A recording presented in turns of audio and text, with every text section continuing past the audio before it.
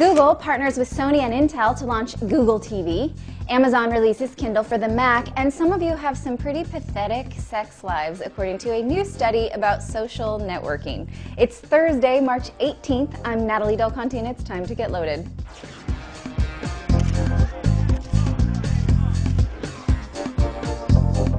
Google, Intel, and Sony are working together on something called Google TV. It's meant to bring the web into your living room through your existing TV and set-top box. So Sony would be the hardware or the box, Intel would make the chip that runs it, and Google will be the software. Logitech is also on board to handle the remote control or the wireless peripherals like the keyboard or the speakers.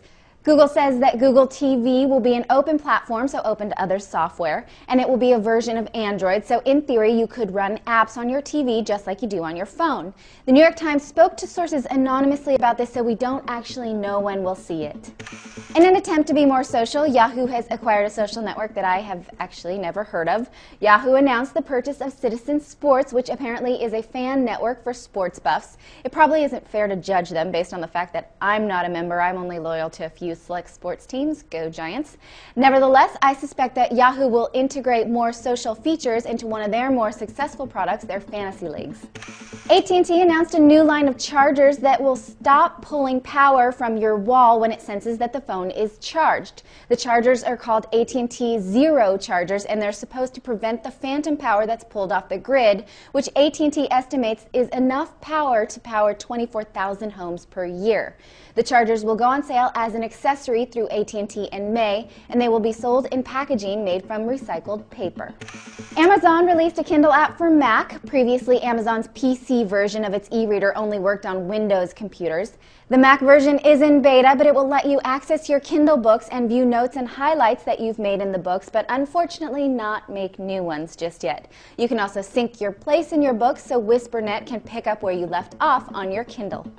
YouTube extended its partnership program to help out struggling musicians. The video site launched something called Musicians Wanted, where it will help share ad revenue with musicians who serve their music videos online. This is only for U.S. artists for now, but it will likely expand overseas soon enough.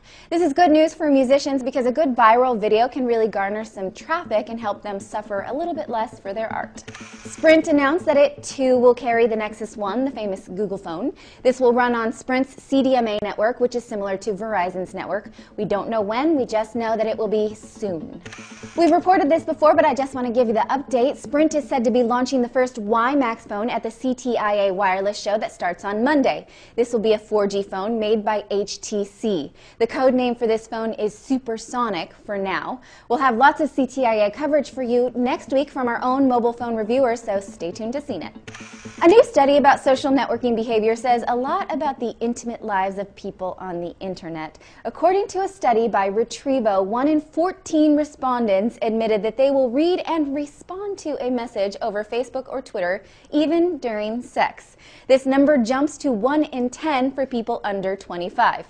I'm sorry, during sex? How boring can it be that your social networking is more important? Further, 1 in 3 will take a message during a meal, which is a pet peeve of mine, people who use their gadgets at the dinner table.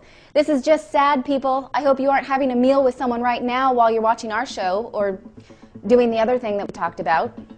Those are all your headlines for today, and that wraps up your week of Getting Loaded. I will see you on Monday. Have a great weekend, and thank you for watching. I'm Natalie Del Conte with CNET TV, and you've just been loaded.